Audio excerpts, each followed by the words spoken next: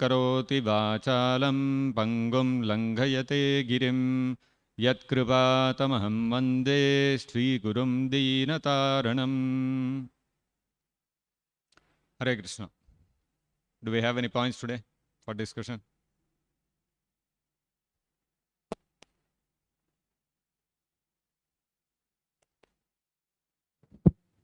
Hare Krishna Prabhu. Yes. Yeah, question from Haridasa Prabhu. Mahaprabhu predicted that soon this movement will be taken to entire world, every town and village. Moreover, scriptures also reveal about opening of 108 temples and several milestones, which were achieved by Prabhupada. So isn't it like these predictions acts as a hindrances to the glories of Prabhupada? Because of they are already predicted by Mahaprabhu and Shastras.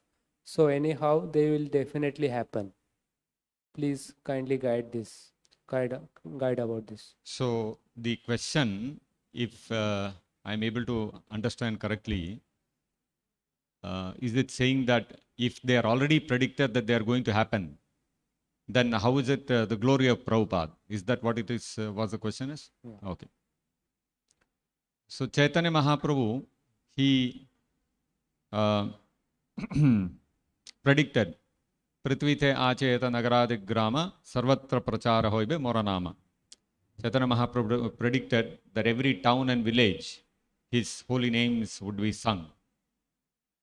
And various other places also. Bhakti Vinod Thakur also mentioned that in 1896 he wrote the precepts of Chaitanya Mahaprabhu and sent it to one, I think, British university or somewhere for publication or something like that. In that he mentioned soon there is going to come a personality who is going to spread Chaitanya Mahaprabhu's cult all over the world. This was his prediction in 1896, which was the year when Srila Prabhupada appeared. Now, when these predictions are already there, and if someone comes and fulfills the predictions, what is the glory there? If that's the question, well, to counter that, we can, two things, two logic we can give to counter that. One is the Shastras also predict the appearance of the various incarnations of the Lord and how they will come and they will vanquish various demons. The appearance of Lord Ramachandra is there, the appearance of Lord Krishna is there, appearance of Varahadev is there. All these scheduled incarnations are already there in every yuga. These are the yuga avatars that will be there, and these are their functions. Just like in Kali Yuga, Kalki Avatara is going to come. And when he is going to come, he is going to re-establish Dharma. How? By doing various activities. So does that mean Kalki's activities are not glorious? Or when there is a description in the Shastras of avatars which are scheduled to come forward. Let us say in Satya Yuga, the Vedas are predicting that in Treta Yuga, Lord Ramachandra is going to come. And he is going to perform all these activities. He is going to vanquish Ravana. He is going to build a bridge of stones floating on the ocean water. All these things when the Vedas describe and predict Lord Ramachandra's activities, does it mean that Ramachandra's activities are not glorious? They are still glorious. The prediction means the prediction is not that the Lord is helplessly fulfilling that prediction. The prediction is because the Lord performs that activity in every yuga. In every Mahayuga, that scheduled incarnation performs that function. And that, because the Lord performs it, that is recorded in the Shastras and that appears like a prediction. Similarly, Prabhupada is in every Chaitanya Mahaprabhu's Leela, he may be coming and performing the same preaching, wonderful preaching activity, in which case that becomes a scheduled activity of that personality of Srila Prabhupada. And that gets recorded in the Shastras. So, how does it become non-glorious? Another example that we can give is how we all know in the battle of Mahabharata, in the battle of Kurukshetra, Arjuna was the real hero. He was the person who actually stood between Duryodhana and his victory. He was the one who was actually on whom the whole war hinged. Everyone knew if at all the Pandavas have to gain victory over the far more stronger, bigger, and more powerful army of the Kauravas, then the fulcrum point or the main key person for that victory has to be Arjuna. If Arjuna is victorious, then the Pandavas will win over the Kauravas. If Arjuna is defeated, then the whole Pandavas are defeated. This everyone knew from the beginning. And we can see also all the major people, whether it was Karna, whether it was Bhishma, whether it was Dronacharya, in all of vanquishing all of them, it was Arjuna who played the biggest role. And one after the other, all the commanders of the Kaurava army were killed by Arjuna. But we all know that at the end of the battle of Kurukshetra, Krishna explained to Arjuna that actually Arjuna won that battle and he showed such prowess that he could defeat Bhishma, he could defeat Dronacharya, he could defeat Karna, such powerful warriors, only because Krishna had blessed him with special power during that battle of Kurukshetra to actually win that battle. Actually, Krishna was pulling the strings. He was actually doing everything. And in the beginning of the battle, in the Bhagavad Gita also, Krishna displayed to Arjuna in his Vishwarupa how all the great warriors of the Kauravas are getting killed and Arjuna is winning victory over all of them. And Krishna told Arjuna in the Bhagavad Gita that understand that all of these Kaurava kings are already killed. Now you become an instrument and take the credit. And Arjuna agreed. Arjuna followed the instructions of Krishna and he became an instrument in Krishna's hand and he killed all the Kaurava warriors and he is glorified because of that. Even today, everybody talks about the valor of Arjuna, how he fought so gloriously and how he helped the Pandavas gain victory over the Kauravas. Actually, it was Krishna who was doing everything. And Krishna's prediction was already there in the beginning of the battle of Kurukshetra, that all the Kauravas are going to be killed by Arjuna. So does that make Arjuna any less glorious? No. The glory of Arjuna is that he became such a wonderful instrument in the hand of Krishna to fulfill his prediction. Similarly, Prabhupada has become such a wonderful instrument in the hands of Chaitanya Mahaprabhu to fulfill his prediction. And that is Prabhupada's glory. This is the way we have to understand. Just because there is a prediction in the Shastras or by any other Vaishnavas or by any other great personality about the activities of that personality, that does not make that person any less glorious. Even in the Srimad Bhagavatam, we can see how when Prithu Maharaj, who was an incarnation of Vishnu, when he ascended to the throne after the death of Vena Maharaj, he had just been coronated as the king. And the various Brahmanas came and they started glorifying Prithu Maharaj, that in the future you are going to control Mother Earth and you are going to rule the subjects very nicely and you are going to remove their problems of lack of sufficient grain production and all these kind of things. They started glorifying Prithu Maharaj.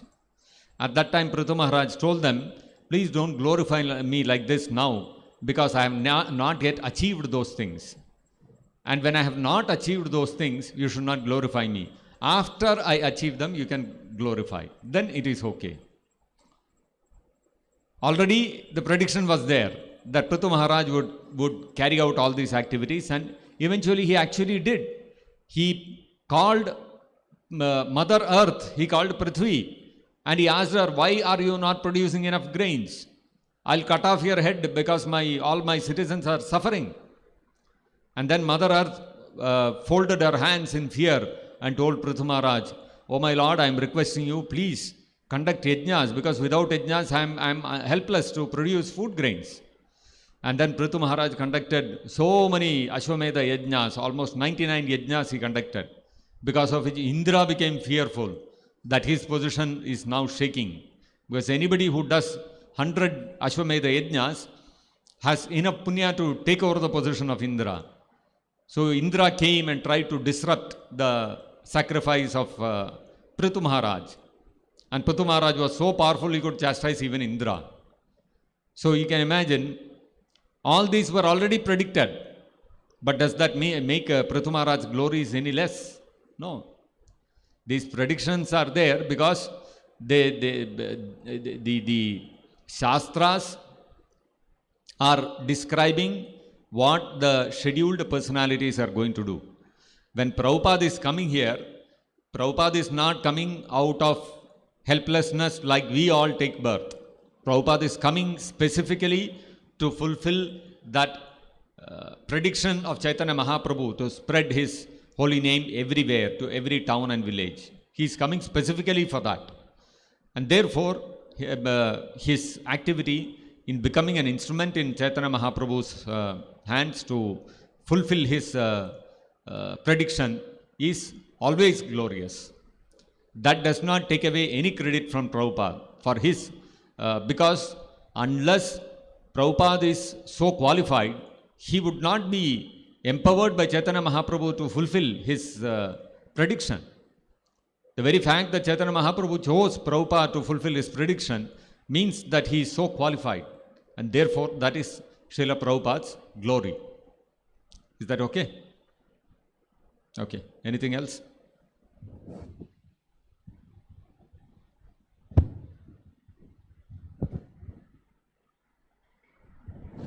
Hare Krishna Prabhu. Hare Krishna. In this material world, when somebody get the success, so he does not come to the Lord and say that you are present in my soul. You are present in my soul. For that only we get the success. They gave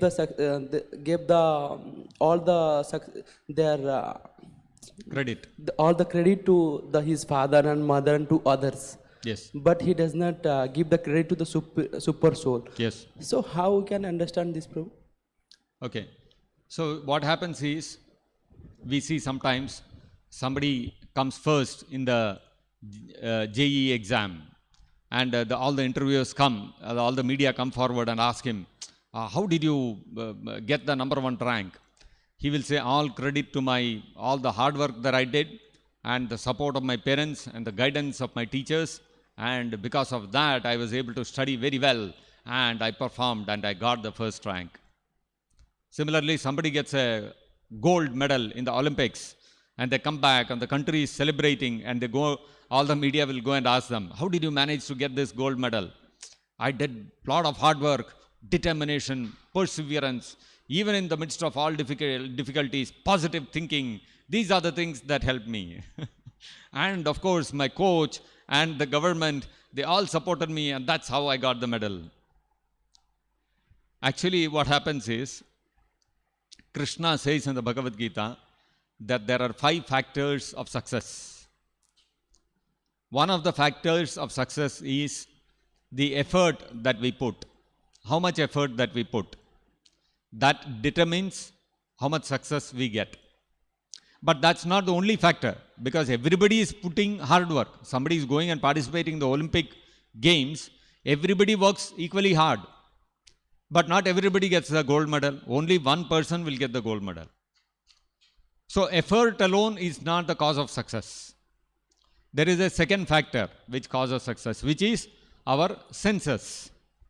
Somebody has greater strength in his senses. Suppose there are some sprinters. They run very well. They are working hard, but then they have to have the ability to run like that. If you look at Michael Phelps, he's a gold medalist in swimming.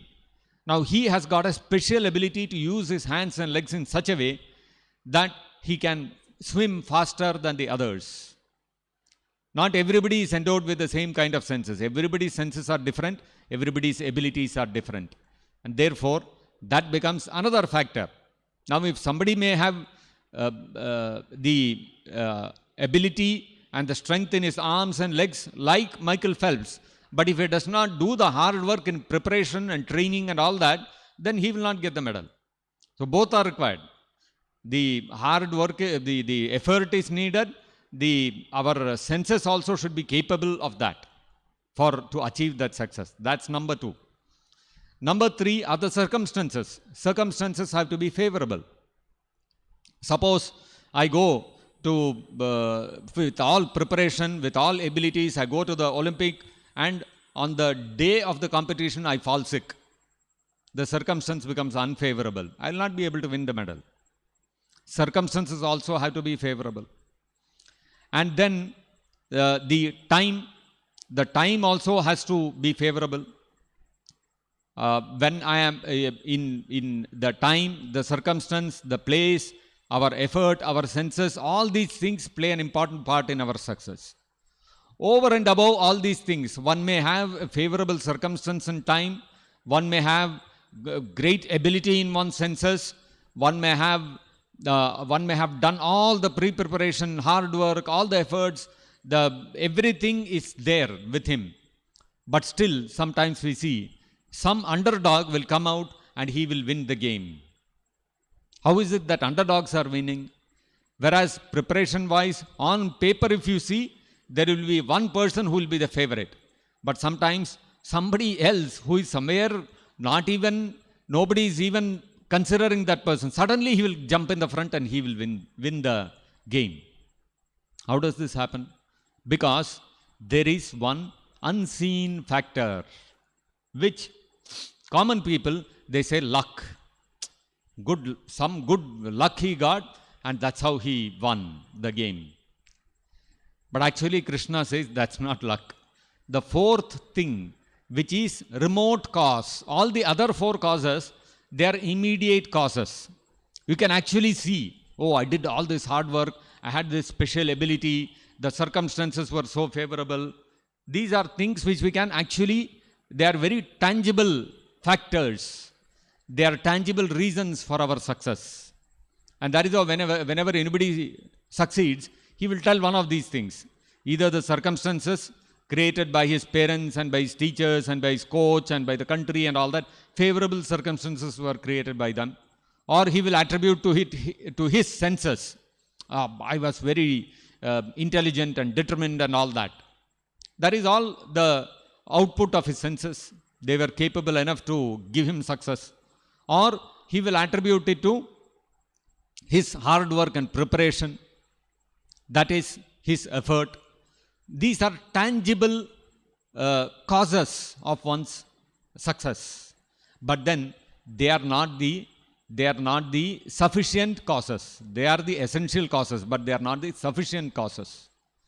Sufficient cause means even if anything else is not there, if that one cause is available, then it will give success. What is that 5th remote cause, which is not so tangible, which we cannot perceive so easily, but if that cause is not there, then no matter what, everything else is fulfilling the criterion, you will still not get that success. And sometimes even if all the other factors are not working in your favor, still this one factor is working in your favor, you will still gain success. Just like I remember before I became a devotee, I was working outside. And in the company which I was working in, I was on the design side, and I had a friend who was working on the marketing side. And he was an MBA, educated from XLRI or some top institute like that. He was very intelligent, capable, an MBA graduate. Being an MBA, especially in those days, was a really big thing. And having come straight from an MBA background, he had immediately got into an assistant manager post. We all used to think, oh, see, done MBA, he will become really successful in life. And so education is a very key factor in success. If somebody is not educated, what business he can do? How can he run a business? How can he become successful? It's, no-brainer, that is. Everybody understands this. The higher you are educated, the more the chances of your success. It's a Simple logic that we all understand. So, this person, this friend of mine, he was telling me one day, he came to me, we were discussing, some Prabhupada's books we were discussing and all that. He told me, you see, today, one contractor, he came and met us. We were discussing one job we want to offload to someone, and we were negotiating with him. We had called him. He was telling me this. He and the manager and the MD and all had met him and they were discussing. And those days, this was late 90s, 96 or 97. Those days, all these various private airlines were not there. There was only Indian Airlines operating within India, and abroad it was all Air India. There were only two. And those days, no economy seats and all that, all full pricing seats. If you had to go from Chennai to Delhi, it will cost some 25,000 rupees, those days. Today, it will be like a lakh of rupees. Only the super rich could afford to fly. When we all would go to various sites, we had sites all over India. We would have to go to Delhi, we would have to go to Bombay, we would have to go to Pune, so many places we would have to go. We would book train tickets and we used to go. This man was telling me, and those days, we also, we did not have these private 5-star hotels. In Bangalore, I was working in Bangalore. So in Bangalore, there used to be one Windsor Manor and there used to be Ashoka. These were the only two 5-star hotels. There were no other 5-star hotels. So he was telling me that this contractor, he had come by flight from Kolkata because the deal was going on for a job work in Kolkata. He came by flight to Bangalore and he stayed in Ashoka Hotel. And he came to the office. Our office was on MG Road. He had come to the office for the negotiations. He was telling how super rich guy, he was really successful in life. And they did all the negotiations and finally they agreed upon all the terms and the papers were printed. And from our company's side, the MD signed on the papers and they put the papers in front of him for his signature. He took one stamp pad, put his thumb, cut. Illiterate man, he does not know to read and write. He was telling when I saw that, I mean, it was totally, so much disillusionment happened. I was thinking education is the key. I got an MBA. This is how we become successful. And look at this man. He's totally uneducated, doesn't even know how to read and write. He is coming by flight, going by flight, staying in a 5-star hotel. He has made it in life. You see how it is? So, he had no education. Circumstances were not favorable for him. He came from a poor background. Still, he was financially successful in life. Without any education, without any MBA background, he had no management education, nothing, no training. Totally illiterate man, doesn't even know to read and write. And he has become a big contractor. That means there is an invisible fifth factor which is acting in everyone's life. Even if all the other factors are not favorable, still if this one factor is favorable, you'll become successful. And if all the other factors are favorable, this factor, invisible factor, is not favorable, then you will fail. Generally, people attribute it to luck. But Krishna says in the Bhagavad Gita, it's not luck. It is the sanction of the Paramatma. The Paramatma calculates, as per your karma, are you destined for success or not? If you have enough karma for you to succeed, then the Paramatma will sanction and you will become successful. And even if the circumstances are unfavorable, if the karma is allowing, then the Paramatma has sanctioned, it will fructify. So people cannot see how this is functioning because the Lord does this remotely. He does it invisibly. Not everybody can see Krishna's hand behind everything. That is why actually we say, without his will, not even a blade of grass moves. That's the reality. But we also feel, no, how is it possible? See, I want to lift my hand is lifting. No. That is why, because my karma is allowing. The day my karma gets over, I will try to lift my hand will be paralyzed. It happens with so many people. Suddenly, one fine day, he'll be all healthy. Suddenly, he will have a stroke. His whole one side of the body becomes paralyzed. All the hands is there, legs are there, veins are there, blood is going, everything is intact. But he cannot lift his hand anymore. That power is gone, taken away from him. Why? Karma is over. Rest all factors are favorable. The veins are going, blood is being pumped, the skin is intact, flesh is there, muscle is there, everything is there. Everything is favorable. But that invisible factor is not in favor. That's all. You cannot lift your hand. But until that karma is there, it feels like, I decided and I lifted. Because invisibly, Krishna is allowing me to lift my hand. Krishna is sanctioning. I desire to lift my hand. Krishna immediately sanctions. Oh, you have got enough karma, let it lift. And it lifts. And it works, Krishna works as the Paramatma works so seamlessly, you cannot make out the Lord doing this behind the scene. And therefore, he is the invisible remote factor.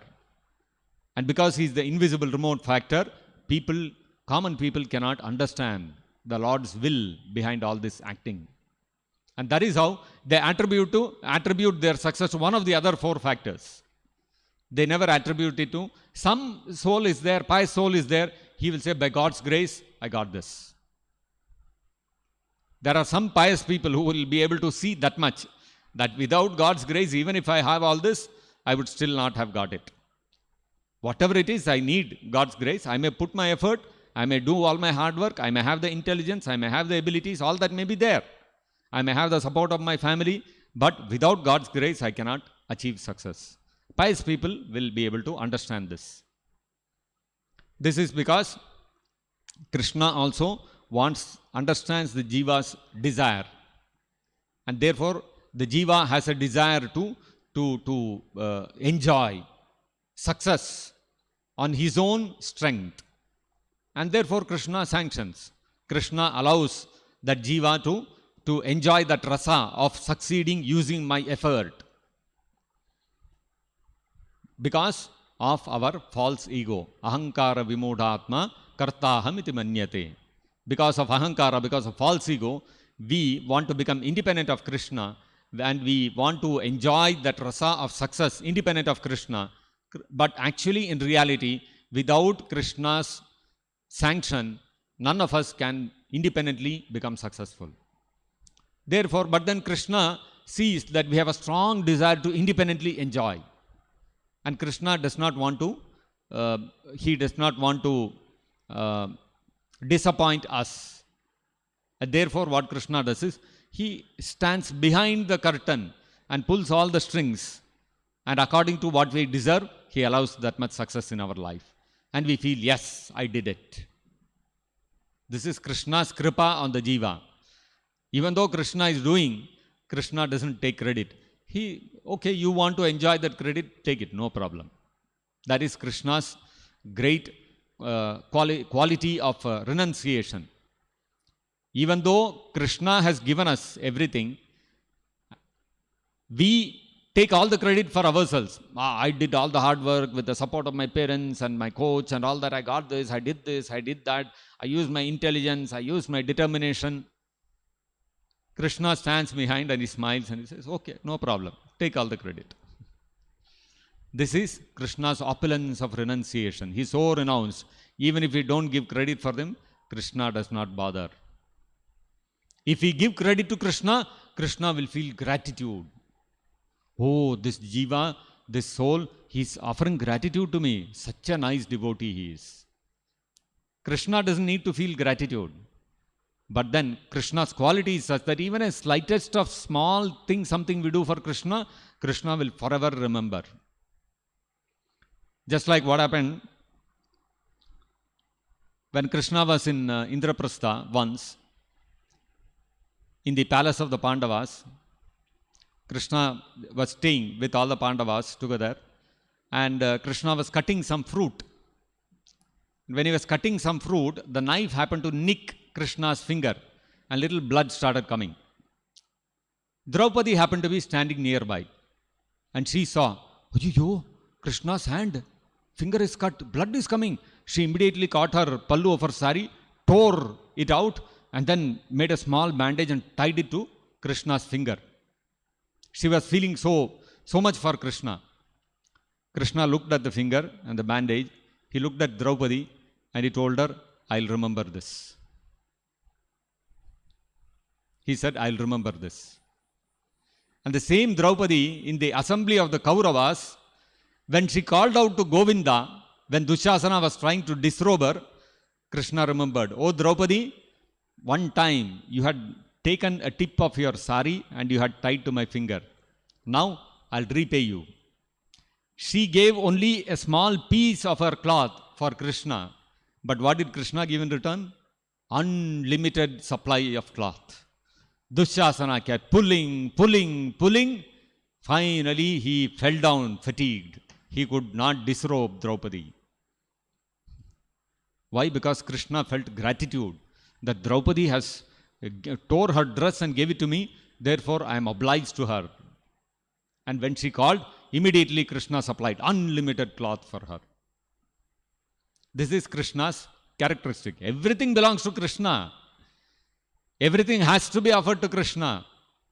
Nothing exists which is independent of Krishna. Everything has come from him only. Krishna says in the Bhagavad Gita, "Mattah sarvam pravartate. Aham sarvasya prabhavaha." I am the source of everything, Krishna says. Everything is emanating from me, Krishna says. Krishna is the source of everything. Everything is emanating from him. Anything for it to exist, it is Krishna as the foundation. Without Krishna's sanction, nothing can exist. Sarva Loka Maheshwaram. Krishna is the supreme controller of all the planetary systems.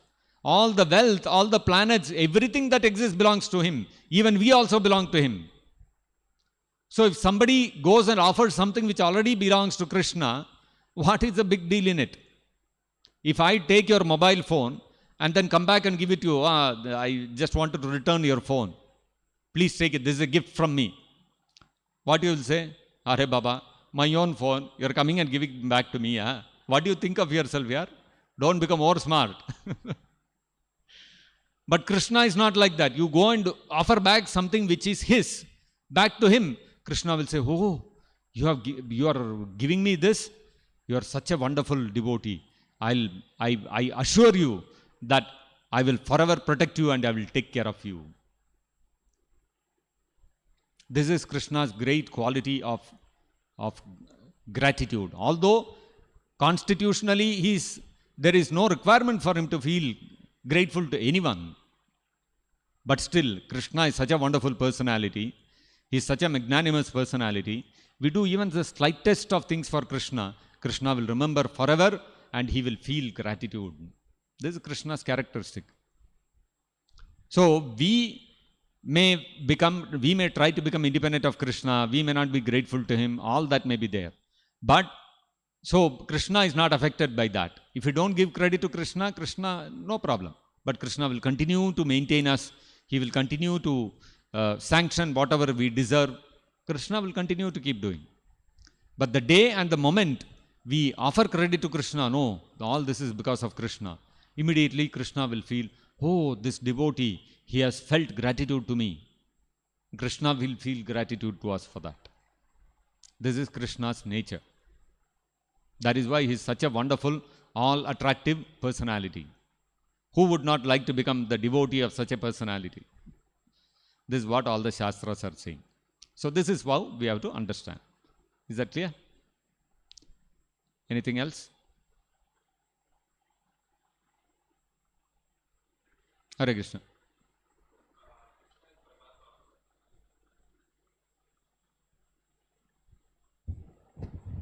Krishna is Paramatma, he witnesses and sanctions. But how to understand his instructions or his directions?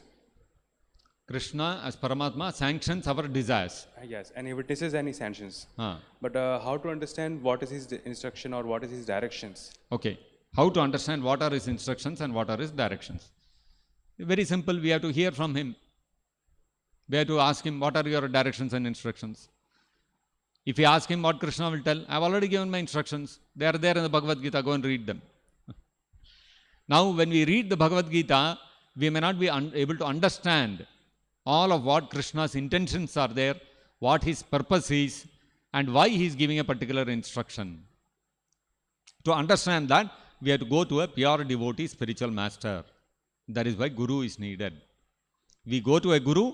So, when we are sincerely wanting to follow the instructions of Krishna, then the Paramatma as Chaitya Guru will lead us to the external spiritual master. And the external spiritual master will take us back to Krishna. This is the arrangement of Krishna. Anyone who wants to understand Krishna's desires and Krishna's instructions, Krishna has made a system. Number one, he has given his instructions in the form of the Bhagavad Gita and in the form of the Vedas. Number two, he also sends his devotees, his pure devotees, to act as spiritual masters and give further clarification on the instructions of Krishna. Just like if, for example, let us say there is the owner of some very big company. Let us say Ratan Tata is there. He is the chairman of the company. Now he wants to produce electric vehicles, electric cars. What he will do? He will call the CEO of the company and he will tell him, see, I want electric cars to be manufactured. I want 3 ranges.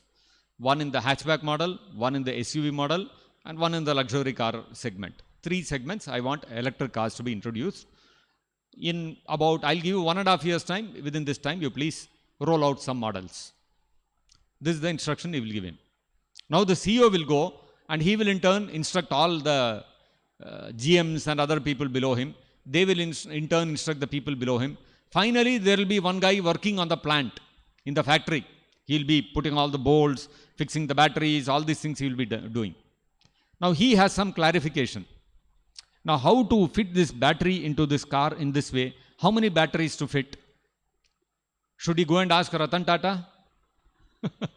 Ratan Tata, even if he goes to him, what Ratan Tata will tell him? You please go to your manager and ask him. Don't come and ask me all these silly questions. Similarly, so Ratan Tata or the owner at the highest level, he will give broad instructions. The people down the line, they are supposed to absorb that, split it into detailed instructions for the people down the line. You understand? Finally, that technician who is working on the shop floor, he will, what directions he will get? This screw has to go into this slot. This bolt has to go into this slot. These are the kind of detailed instructions that will come there. Whereas when the owner of the company is giving instructions, he will not tell where the screw has to go, where the bolt has to go. He will give a very high level instruction. Similarly, Krishna in the Bhagavad Gita has spoken a high level instruction. Now you want to know the details, you cannot go approach Krishna directly. For that, the spiritual master is there. The spiritual master will give you detailed instructions. What you have to do, how you have to do, how you have to apply those instructions of Krishna in your life, to what extent we have to follow, in what manner we have to follow, how we have to follow. All those detailed instructions come from the spiritual master. And that is how Prabhupada has taken all the instructions of Krishna and given us detailed instructions. You have to chant 16 malas. You have to follow 4 regulative principles. If you look at Bhagavad Gita, where has Krishna said chant 16 rounds? Where has Krishna said follow 4 regulative principles? Where has Krishna said in the Bhagavad Gita, you have to fast on Ekadashi, you have to fast on Janmashtami? So Krishna will not give such detailed instructions. Krishna will give broad instructions. Yajnanam japa yajñosmi. Of all yajnas, japa yajna is the highest. Then Krishna will say tapasya is required for spiritual advancement. That much only Krishna will say. What is the kind of tapasya we have to follow? Ekadashi we have to fast. Janmashtami we have to fast. Those are instructions like where the screw has to go, where the bolt has to go. That is given by the spiritual master. Krishna said japa yajna is the topmost. Prabhupada has told this much malas we have to do japa every day. That's a detailed instruction. So, Krishna's instructions we can understand from the spiritual master. Whatever the spiritual master instructs us are actually the instructions of Krishna. They cannot be different. If they are different, then that person cannot be spiritual master. Spiritual master is somebody who simply repeats whatever he has heard from his spiritual master, who in turn repeats whatever he has heard from his spiritual master. Like that, it goes all the way back to Krishna. That means whatever the top level instructions Krishna gives, the spiritual master has heard, understood, assimilated, and he has converted that into detailed instructions for us to follow. Another way of saying that is, Krishna has given the principles, the application of the principles are given by the spiritual master. And that is how Prabhupada told how many rounds we have to follow, how many regulative principles we have to follow, when we have to fast, what are the tapasyas that we have to undergo, what time we should have Mangalarati. Krishna did not tell in the Bhagavad Gita about Mangalarati. So why are we following Mangalarati? So Krishna is given the principles that we have to take tapasya. What kind of tapasya we have to take? Those Prabhupada has told us. We have to have Mangalarati, we have to get up every day for Mangalarati, we have to chant 16 malas, we have to fast on Ekadashi, we have to fast on Janmashtami, etc., etc., etc. So, understanding the instructions of Krishna directly is not possible for us. We will misinterpret, we will misunderstand the instructions of Krishna. Therefore, a bona fide spiritual master is needed who can provide us the detailed instructions and make us understand what is the actual import of the instructions of Krishna in the Bhagavad Gita and what is Krishna's intention behind those instructions. More than the instructions themselves, it is the intention and purpose behind that actually matters. With what intention and with what purpose the person who is giving the instructions has told this is more important than the instructions themselves. Sometimes in order to achieve that intent and purpose, seemingly you might not follow that instruction. But what is more important, the instruction or the intent and purpose behind the instruction? It is the intent and purpose. So who knows the intent and purpose? To know the intent and purpose of the instructions, one has to know the mind of the person. How will you know the mind of the person? If you have a very intimate relationship with that person, if you are very close to that person, you can know the mind of the person. Just like in your home, if you have your parents.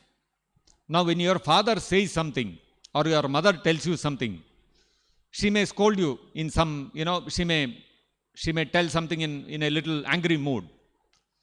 Somebody who is new to your house, when he hears that, oh, your father is so angry. Don't worry, 2 minutes. After that, he'll become okay. I know how to pacify him. I know why he is saying that. Something has happened between mother and father. That's why he's telling. Don't worry. That's not the real, this one. Sometimes it happens or not. It happens, right? Why? Because we know their mind very well. We are very intimate. We have an intimate relation with them. Similarly, somebody who has an intimate relation with Krishna, he knows his mind, his intent, his purpose, his likings, his dislikings, why Krishna is saying something like this. And therefore, the spiritual master has the full power of attorney to give instructions to the disciple, which are actually embodying the principles which Krishna has given in his instructions. Externally, sometimes it may seem that those instructions are not being followed, but actually they will be fully in line with Krishna's intent and purpose. So therefore, whatever the spiritual master orders, we have to follow. And if we have implicit faith in the instructions of the spiritual master, as much as we have faith in the instructions of Krishna, then Krishna will reveal the real import of his instructions within our heart also. Yasya deve parabhaktir yatha deve tatha gurau tasyaite katitaha hi prakashante atmanaha.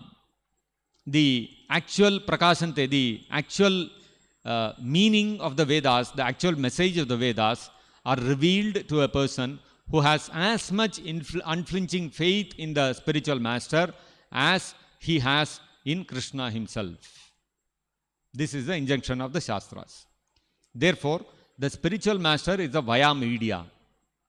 Yasya prasadat bhagavat prasadaha. If we follow the instructions of the spiritual master, It is the same as following the instructions of Krishna. That is how we have to understand. Is that okay? So we'll stop here. Jagat Guru Srila Prabhupada ki, Shri Gaur Nitai ki, Shri Krishna Balaram ki, Nitai Gaur Premanande Hari Hari Bol.